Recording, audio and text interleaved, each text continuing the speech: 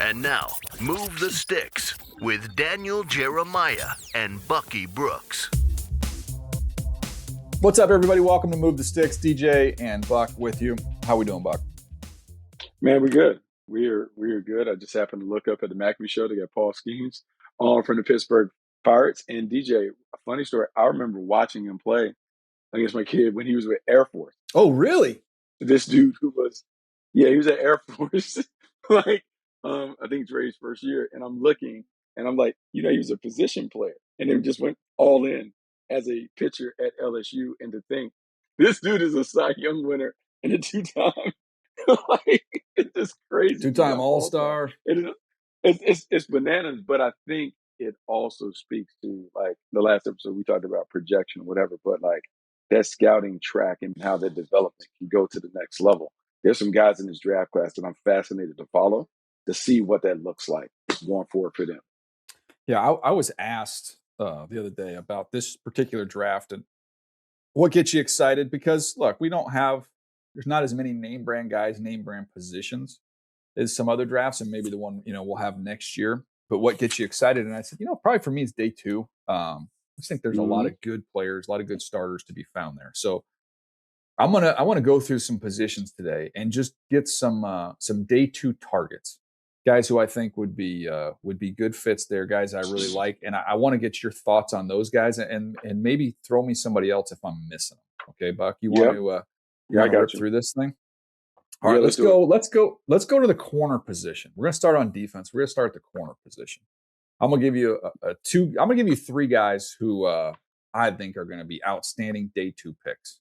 Okay, we've got Chris Johnson from San Diego State, Keionte Scott from Miami, and D'Angelo Pons from Indiana. I think all of three of those guys are going to come off the board on day two. Rather, I think probably early, and probably those are going to be second round picks. I think all three of those guys come in, and I think there's a chance that those three second rounders could end up being better football players than the guys who go ahead of them in the first round. Yeah, let's talk first. And Chris Johnson, the first thing that stands out in my notes is talented technician, zone, man, pedal off, ball skills, everything. I compared him to Tre'Davious White. Remember when Tre'Davious White was coming out of LSU, just how solid he was, just kind of checked off boxes. He was a late first-round pick.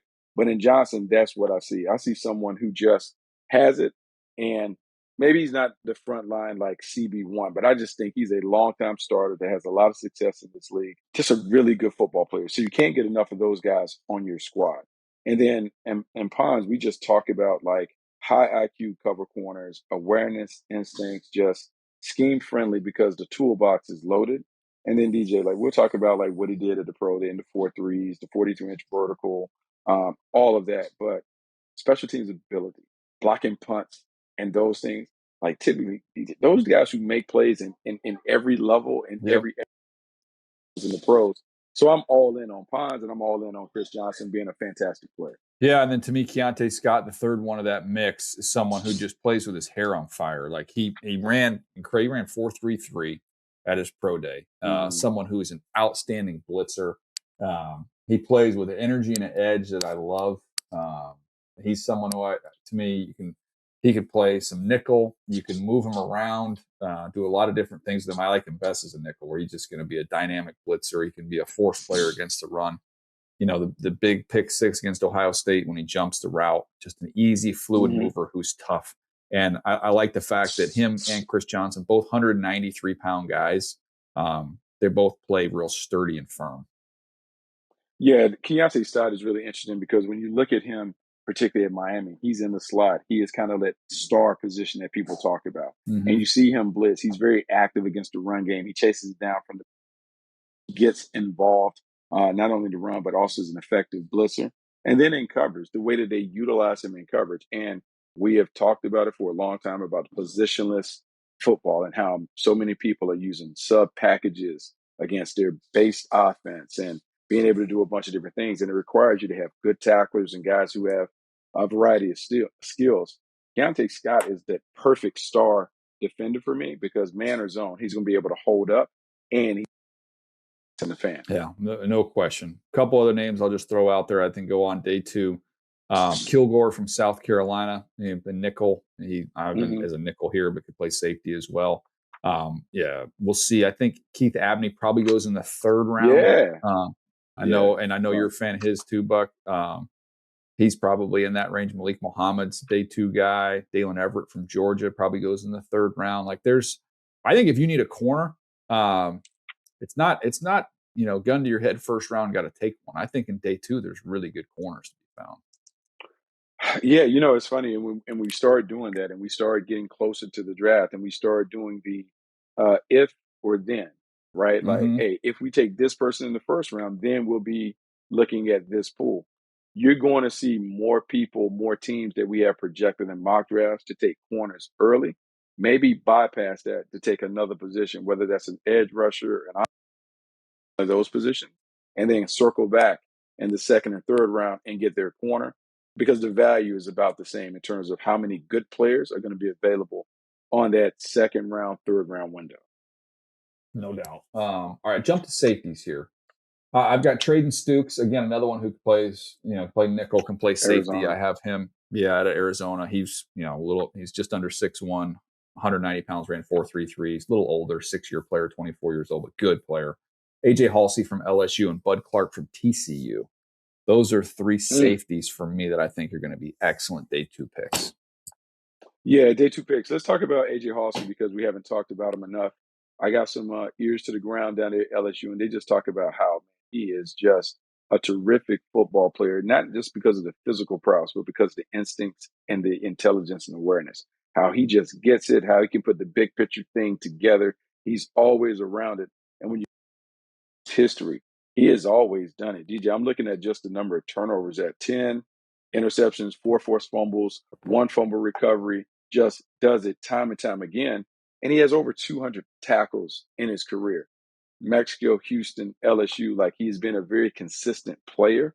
And I'll say this because it reminds me, and I don't want to say that he's going to be a gold jacket guy, but when I look at his build, it reminds me a lot of Leroy Butler, who I Oh, played with interesting. Yeah. at Green.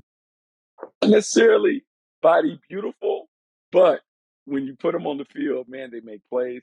That's kind of how Haulcy reminds me of. He's going to be a playmaker, and you're going to look up at 6 foot, 222 pounds, and just wonder, why is he always around the ball? Why is he always making plays? He just has. No doubt. Some good safeties there to keep an eye on. Let's rip through one more position. We'll take a quick break. Let's go to defensive tackles. I'm just kind of working my way down the list here. Defensive tackles, day 2. I'm going to give you a couple interesting ones here. I'm going to go. This is probably going to be the third round. I like this combination of these 3 guys. I like Chris McClellan from Missouri, who's almost 6'4", 313 pounds, long arms. I think he's got some pass rush upside. Gracen Halton, who's super twitchy, ran 4.82 at 293 pounds out of Oklahoma.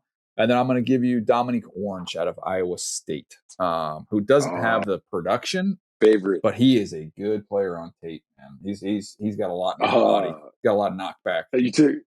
You took me right to where I was going. One, nickname of the draft, Big Citrus, Big Orange, Big Citrus. I love the nickname. And what I love about him when I watch the tape, tough, hardworking, active hands, power, pop, motor, hustles and chases all over, just a rock solid run defender. And when I think about Iowa State guys and the defense that they're playing of those guys, and his effort is always outstanding. And the one thing that I'll say about this class that really shows up, DJ, there's a difference in the guys that play with a high motor, that are always kind of going. His effort is fantastic. Now, he has to be in the right defense that plays to his strength. He's 325 pounds.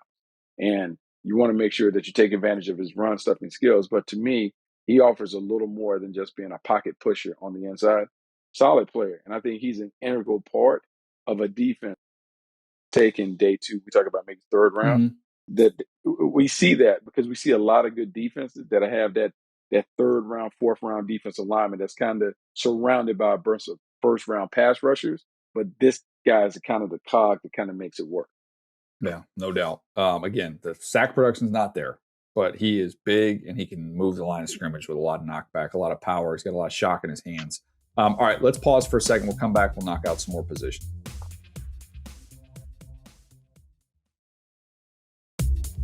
All right, Buck. Let's go to the edge guys here. I'll give you 3 edge guys day 2 that I think are good players, interesting players. I will go with Gabe from Illinois with a ton of production, power player. I will go, again, I've got some other guys kind of above some of these guys, but these are just guys I think I would target here on this day. I will go, here's one for you. I think probably 3rd round. He could get to the 4th, but Max Llewellyn from Iowa, I think is a good football player who's just big, firm, physical kid on the edge. And then the last one I will give you is I will go with, we're going to go Joshua Josephs from Tennessee, who's got a little burst and a little twitch, had a good game against Georgia and against Freeling. I think he probably goes in the 3rd round. So these are more 3rd round guys. Yeah, now this is an interesting list. You talk about the scout the helmet, but what I love about Llewellyn, we've talked about Iowa in defense. Those guys they play in the pros. I mean, sometimes some schools just get it. They play in the pros. So he's going to be able to understand and fit and play in his role and thrive in his role. Jacas is the one that stands out to me because I am looking at a guy with 27 career sacks, 7 forced fumbles. You watch him, and it's just power. Inside, outside, outworks, outlasts, has a nice rip move, does the long arm swipe.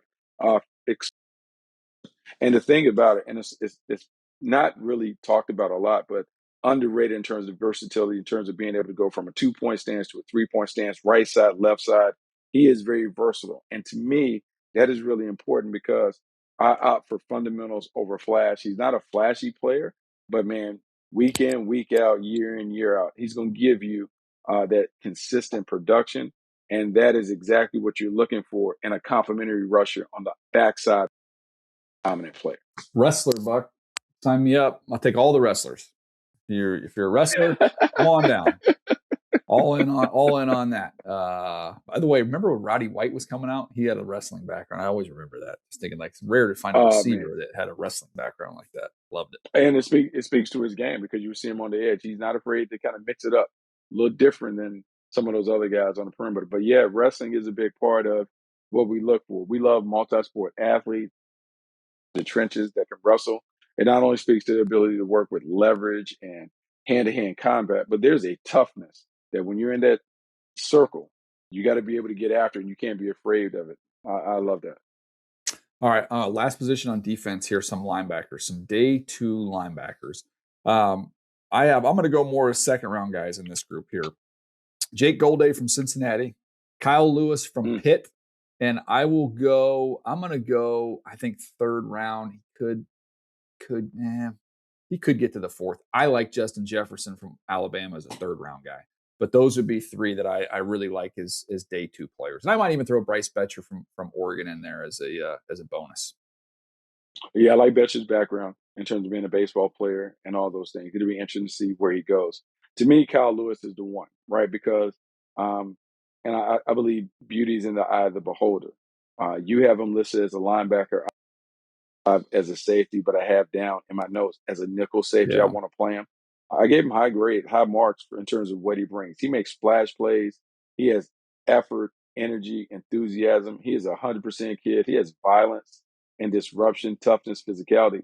The thing that really holds him back from being maybe graded higher is you just wonder, for 222 pounds, is he heavy enough, dense enough to kind of be in the box as a full-time player? That's kind of why I kicked him out. Kicked him out with the thought that he's going to be played and deployed like they do Emmanuel Worry, like they do Kyle Hamilton, like they do all of these hybrid safety types. I see him as that, but he's a really good player. Do a deeper dive on him. What do you see when you saw him? Because I know you saw him also at the Senior Bowl. Yeah, he reminds me a lot of Deion Henley. Remember Deion Henley was a safety? Oh, yeah. Moved to linebacker. Yeah, he was a quarterback in high school. He was a quarterback in high school, I think. But played fast, ran fast. Everything he does 100 miles an hour. That's who he reminded me of, when I watched him. But with Kyle Lewis, I wrote down hybrid safety linebacker. I think he's going to be to me, as a nickel backer, he's going to be hell on wheels. Yeah. You can walk him out over the you can walk him out over the slot. He's the best man cover, linebacker or safety in the draft, wherever you classify. He's the best in man coverage of anybody in that group. all these teams playing with 3 safeties. I'm like, you just find a role for him in that mix. I thought, So that on the edge, I thought he got bullied by some tight ends a little bit. I thought there was times he played a little bit small, struggled to get off blocks, which again kind of goes back to as a full-time, you don't want him banging in there. That's not really who he is. But to me, teams are in nickel so much anyways. Like just that's where his money's going to be made. So that's where I think it is, and that's what's becoming increasingly hard about like putting guys in position groups because teams are running so many amoeba type defenses. You don't really know where to classify guys and where to put them. I just know he's a really good football player. I want him on my team, and I want to put him somewhere where he can just kind of do what he does. 24 tackles for loss, 10 sacks, 6 interceptions. I mean, just a history of splash play production. You just got to find a spot for him, whether that's linebacker, whether that's safety, whether that's a combination, whatever that is. Kyle Lewis from Pitt is a great player. Yeah, no, I'm a fan of his as well. Really good player. All right, let's flip over to the other side here. Quarterbacks, I'm going to leave alone. We've talked about all those guys. Let's go to the wide receiver position, Buck. Some day 2 guys. I'll throw a couple out there for you. I'm going to throw out there Ted Hurst, Chris Bell, and I'm going to also throw out there some of the favorites here. I'm going to throw out there, a guy who's been beat up late in the process. I'm going to throw out Malachi Fields as another one. How about that? A few different things. I am upset because my Bell has already been out there, so I can't quote unquote claim it. But the AJ Brown comparison to Chris Bell to me sticks out like a sore thumb because it's out there. He is terrific, run after catch and those things. Big, physical, 6'2", 220, man. I used to think, and I remember AJ Brown was the first guy I saw. I was like, man, that's a big dude to be 6'1". You just don't see that. So he's a really good player. We'll see what he is like when he comes back from his injury. Ted Hurst, notes immediately I wrote down natural X receiver. I want to put him on the super smooth and fluid. And it's funny going all the way back. This is an old comparison in terms of his smoothness. He reminds me of Tony Martin when I watch him run routes. Ooh, like Tony Charger. Martin, old Charger, like just super smooth. It's real easy for him. He makes plays. He's slender. I think he's going to have an opportunity to be a guy that kind of is a late riser. We're going to put him on the field, and he's going to have a lot of success. And I'm going to say this, and I remember the buzz immediately after the Senior Bowl where everyone was talking Malachi Fields being a first-round pick and doing those things. And I looked at the tape, and I remember looking at the tape then. I remember giving him high marks because he's natural. He makes great catches, acrobatic, body control, hand-eye coordination. Everything is A+ when it comes to catching the ball. Route runner for his size, I thought he was smooth and fluid. DJ, he's productive over time. And I know people got spooked by the combine time, but we've said this time and time again. The best guys at wide receiver, 5-ish range, and don't be wild by the 4-4 guys. To me, this is a fantastic player. He's underrated in this process. I think we're going to look back and be like, man, why did we fade off of him when he was so good when we watched him with pads on? Yeah, he was great at the Senior Bowl. I had him in some mock drafts going in the first round. And then now it's talked about like he's going to be a 3rd-round pick. So, I mean, he was in my top 50. And I kicked him out of the top 50. So, I try and tell myself not to do this every year, but there's always one guy that you end up pulling off of. And you're like, and that's my concern is that he's going to be that guy this year. But I'd love to get him on day 2. Let's rip through. How about some tight ends, Buck? Some day 2 tight ends. I'll give you a few here. I'll just give you my 2nd, 3rd, and 4th tight ends. Eli Stowers from Vandy, Max Klare from Ohio State, and then Marlin Klein from Michigan. Those would be my 3 guys. Yeah, look, I think everyone understands what the Stowers is from Vanderbilt. I feel like he's a jumbo slot receiver. I think the combine helped him in terms of the attention. People didn't know this, but if you dug in the background, you would know that he was a state champion jumper. He is going to jump high because that's what he is, high jumper, long, like that's what he does. I worry, what's his real position? Because, DJ, when we put him on the field, are we really going to treat him like a tight end or wide receiver? Because that it negates the advantages that he brings. But he's fantastic in terms of as a pass catcher, does a really good job route running. He's good. The other kid that you talked about, Max Klare from Ohio State, going all the way back to when he was at Purdue. Man, Yeah. just a smooth, fluid pass catcher. Runner is his route running ability is really good. I think he's scheme friendly. And to me, he's the one that doesn't get talked about. We talk about Sadiq. Man, kid from Ohio State is really good. He wasn't maybe utilized as much, but he is a fantastic playmaker on the perimeter. I think somewhere in those top 50 picks, that's where he goes, and he's a very successful starting tight end. Yeah, he's a good player. I like the Purdue tape better than the Ohio State tape too. I think you go back there, you see him more run after catch, see a little more dynamic player than what you saw for the Buckeyes. All right, let's go running backs, Buck. I don't think it's a great running back class, but some interesting guys here. At least I'll throw out a couple guys, but Emmett Johnson we've talked about from Nebraska, Mike Washington Jr. Out of Arkansas. And then I'll throw one in here. This is probably going to be more of a fourth rounder, but could sneak into the third rounder. I'll give you one here. How about Domonique Claiborne out of Wake Forest? It's kind of an undersized player, but only 188 pounds, but big time juice. Yeah, big time on the show today because of the juice. The thing that stood out to me watching him at Wake Forest is just stop-start quickness first.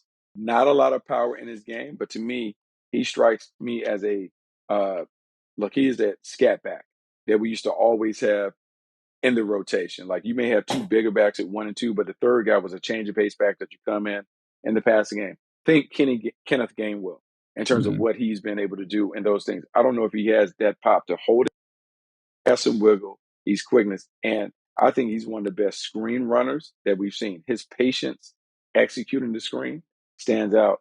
He has a lot of production. I have him right there at the borderline, DJ. I have him at the bottom of day 2. Someone that's going to have success. 195 pounds is light, but look, man, if Kenneth Gainwell can have success and other skinny, slender types can have success, he absolutely can have success in this league in the right role. Yeah. No, another guy I like probably is going to be is going to be probably fourth round. Maybe even he could even go a little later than that. Just a player I liked watching was Noah Whittington from Oregon. 24 years old, 6-year player, but he runs hard, man. 5.082, 205. He's a fun one. So we'll see where he ends up going. But overall, running back, not the best year for backs, Buck. No, not the best year, but I think once again we talk about like roles and playing. It's unfortunate that Nicholas Singleton got hurt because I wonder he's up there for me. I have him. Production. I have him over a bunch of those guys. Yeah, man. Like he has big play potential. Just I'm looking at everything, and I'm just wondering why. And it's funny because coaches know more, but Singleton and Treydan Allen, and in Treydan Allen, I compare him to David Montgomery, kind of steady Eddie, just an oozer. But man, Singleton, I see the juice, and to me, I'm just like, I have Singleton way over him. Right, and I'm like, why don't we give the ball to the guy with the juice? Like, let's go score touchdowns.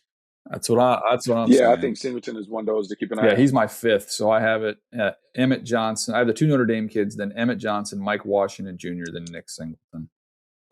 That's just how I'm my first top 5, I had Singleton at the bottom of the thing, but when Washington ran the combine and then the injury to Singleton, I flipped it. But he's in my thing. He's one of those guys that I would put like a little dog ear on the notebook page to make sure that we don't forget about him. All right, we're running out of time here, so just real quick, I'll give you 3 offensive linemen. I'll give you 2 interior guys and then 1 tackle. So the 2 interior guys I love on day 2. I'm going to give you. I'm going to go. Let's go with Rutledge from Georgia Tech, my 49th player. I loved him, and then I will give you one more interior guy. I'll give you Logan Jones, the center from Iowa, who I think is going to be a plug-and-play starter.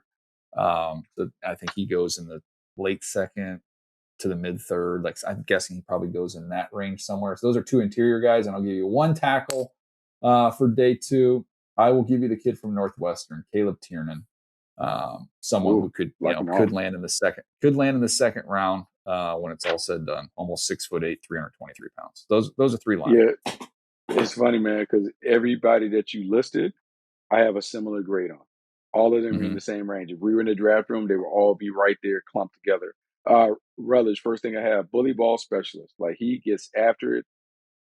Monster. That's what I said in my notes. He is nailing those edge blockers when he's coming to pull and kick out. The quickness, I like how he climbs, really patient, super good player. Logan Jones, 49 starts. I am absolutely all about that. The experience matters. Zone blocking specialist, you just see how quick he is in a short area. Very effective getting to the second level. He's going to be a starter from the jump. And then Tiernan from Northwestern, I just think the way that he runs his feet to finish, not powerful, but he's just kind of sticky. And when we think about those zone-based teams, he is a nice fit versus that. The only question that I had, because I love the balance in body control, anchor versus power. If someone just really attacks him with power, will he be able to sit down and do it? But DJ, when I watch him, the way that he sorts out the stunts, the games, and does all those things, to me, he is a guy that starts pretty early in his career. He has the goods. Yeah, just plays a little high, and that's where you get some of the issues on the anchor side of things. But he can slide in the mirror. He's really good at the second level, like you said. He's got quick feet, plays aware, but good player. All right, Buck. We kind of ripped through some day two guys there. That was fun. I do think that's the good stuff in this draft. Yeah, I think that's the good stuff in this draft. And I'm gonna be honest with you, DJ. That's the good stuff. Like when it comes to pod, I love being able to scrimmage out some of those things. Now we're different because I got this old tattered notebook that I keep referencing. You're on. I'm on scrolling and doing it. But it is funny how that works. I don't have the color coded system that you have with the multiple pens, but I do like that part. And sometimes, particularly when we're in the process of doing shows, sometimes we don't get to talk about those players enough because we kind of play the hits and the notable names. But this draft has a lot of guys that are worker bees that will find success. And I have been asked about it. I said, look, I think this is a draft full of specialists, guys that you have to put in the right role. They can be stars in their role. They're not the transcendent class, but there's some really good players that we're going to talk about for a long time. Yeah, no doubt. All right. Well, that's going to do it for us. We appreciate you guys hanging. We'll see you next time right here on Move the Sticks.